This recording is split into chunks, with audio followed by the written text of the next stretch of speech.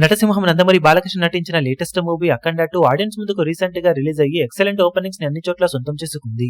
మరీ హైప్ ను మించిపోయే రేంజ్ లో కాకపోయినా ఉన్నంతలో అన్ని చోట్ల మంచి స్టార్ట్ అయితే అందుకుంది.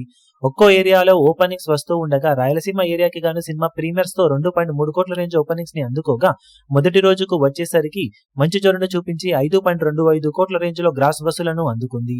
దాంతో ప్రీమియర్స్ అలాగే డే 1 కలెక్షన్స్ కలుపుకొని సీడెడ్ ఏరియాలో 7.55 కోట్ల రేంజ్ లో గ్రాస్ మార్క్ నందుకున్న సినిమా వర్త్ షేర్ పరంగా 5.45 కోట్ల రేంజ్ లో షేర్ ని ఇక్కడ దక్కించుకుంది. ఓవరాల్ గా రాయలసీమ ఏరియాలో మూడవసారి 5 కోట్ల మార్క్ నందుకొని సీనియర్ హీరోల పరంగా 3 సినిమాలతో రికార్డును సొంతం చేసుకున్నాడు బాలయ్య. ఇది వరకు బాలకృష్ణ నటించిన వీరసింహారెడ్డి హైయెస్ట్ ఓపెనింగ్స్ అందుకోగా తర్వాత డాకు మహారాజ్ మూవీ 5 కోట్ల మార్కును దాటింది. ఇప్పుడు మూడవ మూవీగా అఖండ 2 సినిమా నిలిచింది.